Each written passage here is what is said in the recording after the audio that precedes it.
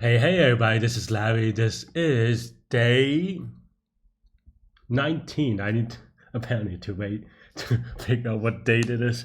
But on day 19 of the Leetcode Daily Challenge, hit the like button, hit the subscribe button, join me on Discord. Let me know what you think about this problem. So today's problem is 785 is graph bipartite. So this is a very standard problem. I don't even know if it's that. I mean, it is a standard problem is in that, and I don't mean it to be like be like, oh, it's easy, but it is standard in the sense that it is it's in most curriculums in algo class, and also what was I going to say?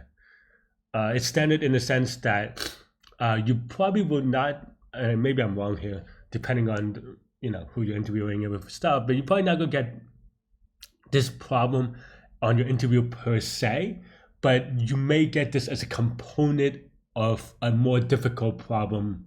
You know, graph problems are kind of like that. Sometimes, you know how sometimes you have problems and you have to sort them before you do some other things with it. Well, in graphs, sometimes you have to do topological sort. Sometimes you have to check if it's graph product. If the graph is bipartite, so that you can do other operations and make other assumptions, right? So that's basically one of the things. So definitely, if you feel like you're not as strong in bipartite, and definitely study up on it and practice it. And not only is it bipartite things, there are what was I going to say? Not only is it bipartite thing, sorry, I'm doing this at like 9 in the morning for me. Usually when I'm doing it in the afternoon or later in the day, I'm more alert, but I just woke up. And also I'm still in Georgia, so in Tbilisi still for a little bit. I am trying to get out of the hotel now, so or Airbnb now, so I'm trying to do this as fast as I can, but obviously still hopefully doing a good video. But yeah, so there's thing about learning about bipartite and especially the implementation and stuff like this, but definitely if a graph is bipartite, there's a set of observations or properties of the graph that you can use and take advantage of for further problem solving. Especially if you're sorry, allergy stuff still. Especially if you are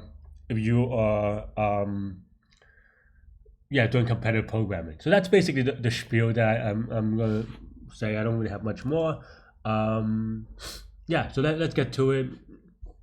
The two main ways to do it, one is breadth first search, the other is depth first search. We can do either one. I think last time I flipped a coin.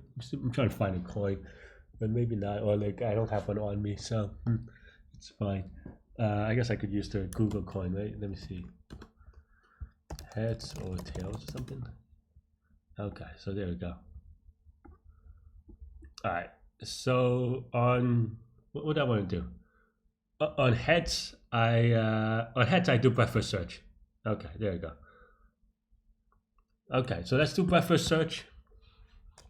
But really, if you know how to write breadth first search, depth first search is the same. You use a queue instead of stack. Obviously, there's also the implicit and explicit stack, but that's another spiel. Okay, so let's get started. Let's see. What is it? Are we given So we're already given an adjacency list,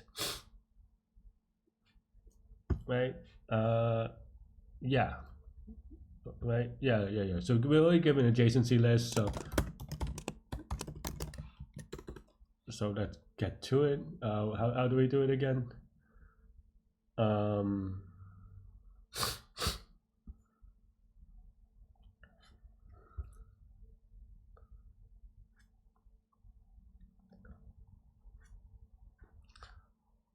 Yeah, I'm just so sorry. I'm checking to see if the graph is connected. Okay. No. Oh, okay. Yeah. Okay. No, I was just reading a little bit to see if the graph was connected because you just have to handle it slightly differently if it's not that much differently. And n is 100, so they would expect you to just do it anyway. But yeah, so the way that I always do it is just colors. Is you go to and we have black, white, gray, or something. I always forget which color I use, but it doesn't really matter, right?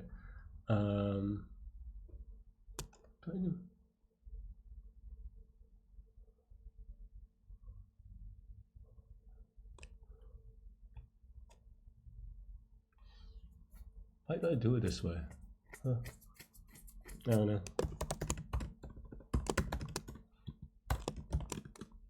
I don't know. I think I did this video not that long ago, so you could check that out. Because I think one thing to remember is that I don't template things generally. I mean, if things look the same, it's because I've done it like a lot of times, but they may also be different. Graph Bipartite is one of those things that comes up enough times, but also not that much that often. So I probably write it very funkily. But yeah, so basically maybe color current, right? Or start maybe, and then just do something like for I in range of n if colors of I is equal to gray. I might also mess up all the colors, to be honest. Color I, yeah, color I, right? Oh yeah, if not color I, then return false, otherwise return true. This is return whether it's bipartite, right? Okay, so then now we do when the subgraph is bipartite. So then yeah, so we start with Q. Oh, we actually want an actual Q. No, I guess it doesn't really matter. But... and we want colors of start is equal to black, right? Right. So then now length of Q is greater than 0. Current is equal to Q dot pop left, right? And then now for V in graph sub current, just double checking that. Just double checking whether it's 0 index or 1 index. I mixed that up a lot. On Leetcode it's not consistent, so I always have to look it up. Don't know why they don't change everything to be consistent, to be honest. It's kind of annoying. But yeah, okay. For V is in current, if color sub V is equal to color sub current, return false.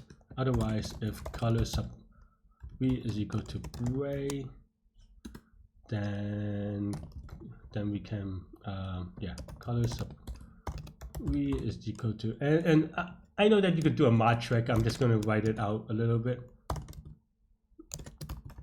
for the people at home, I suppose. Man, I ate a lot yesterday, but I'm still hungry.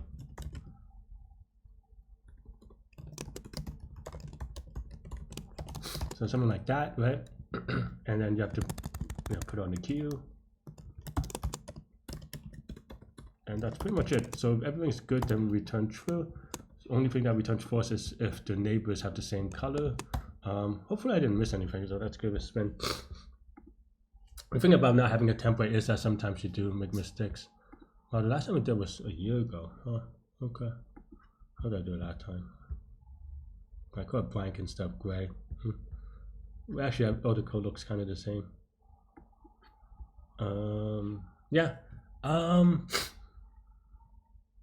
Yeah, what was the complexity here? Complexity is going to be V times, oh sorry, V times, V plus E. This is linear in the size of the graph. Yeah, and that's all I have for this one. Let me know what you think. Yeah, definitely, I'm very good at, I'm very bad at ads and spamming or whatever, but I'm traveling right now, so if you're interested in Georgia, definitely check that out. But yeah, that's what I have for now. So let me know what you think. Stay good, stay healthy, to good mental health. I'll see y'all later. Take care. Bye bye.